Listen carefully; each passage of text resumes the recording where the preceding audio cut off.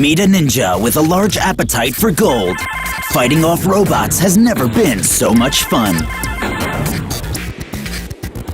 N's about a ninja with a thirst for gold, who follows a religion called N, and basically it's all about completing a set of 5 levels in 90 seconds, and pacifism, so you can't actually attack, you have to avoid the robots. We sort of took the Super Mario Brothers kind of gameplay and we added modern collision, so the collision model is really detailed and precise, and you can sort of roll around slopes and curves, and it's sort of like Tony Hawk and Super Mario put together.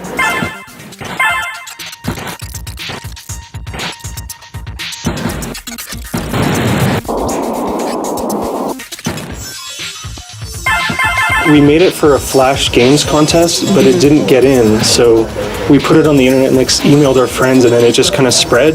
And it ended up being most popular with like kids in high school, because one of them would install it in the computer lab and then everyone would be like, oh, what's that? That looks really weird. And then they'd start competing for high scores or sharing levels.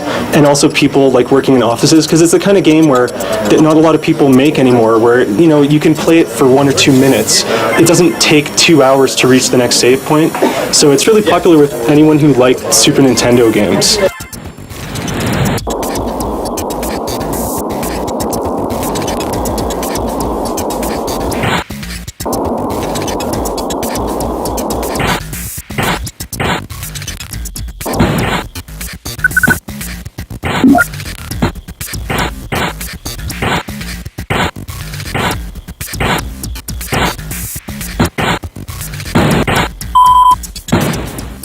It's not a throwback, but we're just sort of continuing that thread that was dropped by the industry.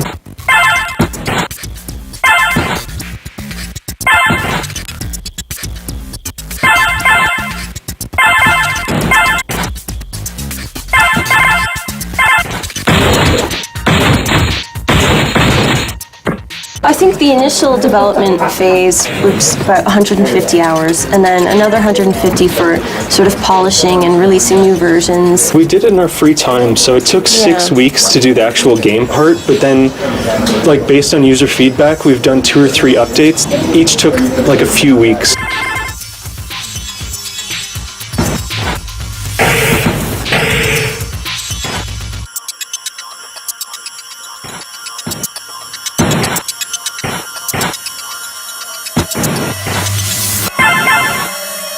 And based on user suggestions and complaints, like we have a forum of, I can't exactly remember how many users, but it's enough, and they provide excellent feedback for it. We can't include everything that they suggest, but it's really nice to get that kind of feedback and see what they really want.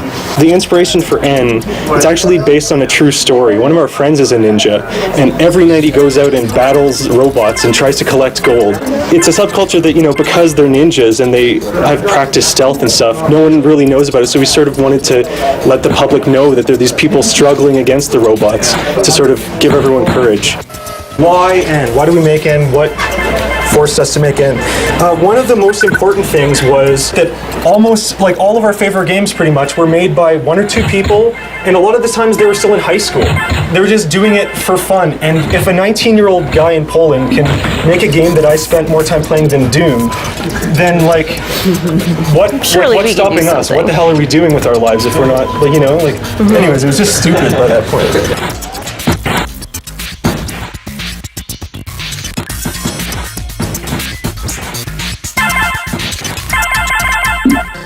Lions and tigers and bears, oh my!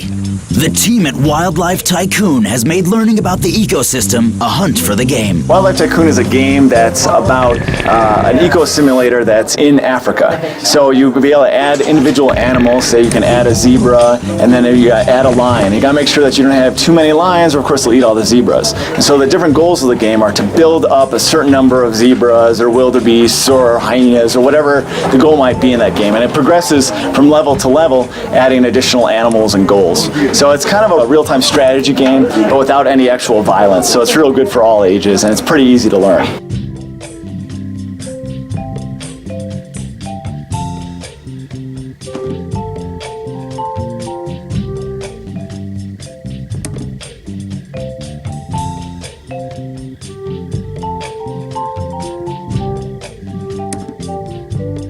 I think one of the really unique things about this game is that the simulator itself allows you to really interact and be the animal. You can actually control one and you can send them over to another site to find water and food. The animals have to learn about this. And it's a very creative game because it allows people to build an ecosystem where they can control what's going to happen.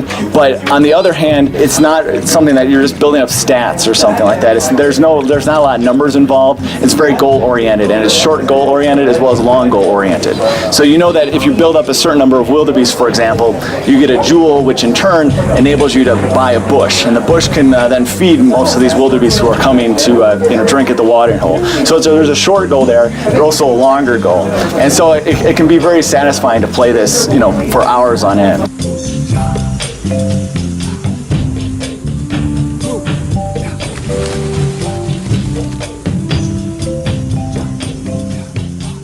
Part of the background with this game and the company, Andy actually was a veteran of the AAA game industry, working for some big studios for the last 5 or 6 years, and he was getting more and more frustrated with the commercialization and the large studios, so he quit and started his own company. And so he started working on this project last February. He's always been real interested in animals and ecosystems and how they interplay, and if you can actually